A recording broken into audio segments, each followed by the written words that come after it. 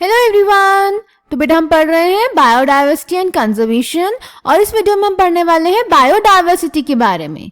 तो आप सबको पता है बायोडाइवर्सिटी का मीनिंग क्या होता है?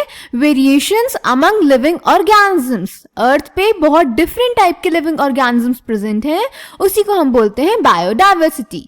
ये जो टर्म है बायोडाइवर्सिटी, इसको पॉपुलराइज किया था एक सोशियो बायोलॉजिस्ट एडवर्ड विल्सन ने, और हम साथ साथ बायोडाइवर्सिटी को हेट्रोजेनिटी भी बोलते हैं। ठीक है।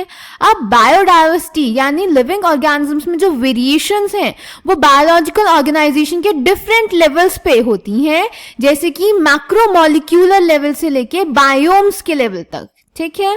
हमारी एनसीईआरटी में 3 डिफरेंट लेवल्स दिए गए हैं बायोडाइवर्सिटी के: genetic diversity, species diversity and ecological diversity.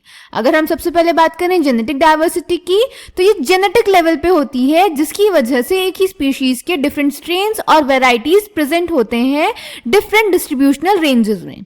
For examples again important है इस पूरी इकोलॉजी की यूनिट में। रवॉल्फिया वॉमिटोरिया, ये एक प्लांट है जो कि हिमालयन रेंजेस में ग्रो होता है। इसमें प्रेजेंट होता है केमिकल रेजरपाइन, जिसको हम मेडिसिन की तरह यूज कर सकते हैं। इसकी पोटेंसी और कंसंट्रेशन अलग अलग स्ट्रेन्स में अलग अलग होता है। देन इंडिया में 50,000 से भी ज्यादा जेनेटिकली डिफरेंट स्ट्रेन्स प्रेजेंट है राइस के, और मैंगो की 1000 वेराइटीज अराउंड प्रेजेंट है इंडिया में। क्लियर। देन सेकंड बात करते हैं स्पीशीज डाइवर्सिटी की। स्पीशीज डाइवर्सिटी का मतलब है स्पीशीज लेवल पे डाइवर्सिटी, यानी different types of species present होंगी।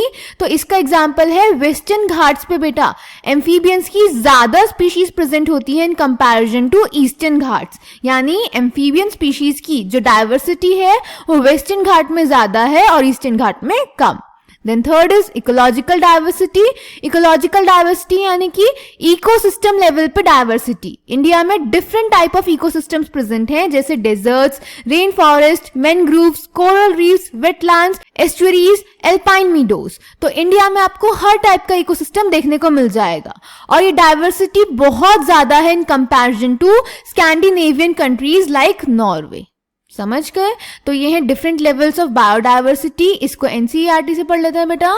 इन our biosphere immense diversity, diversity को ही हम बोलते हैं heterogeneity, exist not only at the species level but at all levels of biological organization, ranging from macromolecules within cells to biomes. Biodiversity is the term popularized by the sociobiologist Edward Wilson to describe the combined diversity at all the levels of biological organization. The most important of them are: first, genetic diversity. A single species might show high diversity at the genetic level over its distributional range. The genetic variations shown by the medicinal plant Rauwolfia vomitoria growing in different Himalayan ranges might be in terms of the potency and concentration of the active chemical reserpine that the plant produces. India has more than 50,000 genetically different strains of rice and 1000 varieties of mango. ये सारा data आपको याद होना चाहिए। Then second, species diversity. The diversity at the species level. For example, the Western Ghats have a greater amphibian species diversity than the Eastern Ghats. And third, ecological diversity at the ecosystem level. India, for instance, with its deserts, rainforests, mangroves, coral reefs, wetlands, estuaries, and alpine meadows, has a greater ecosystem diversity than a Scandinavian country like Norway. समझ गए?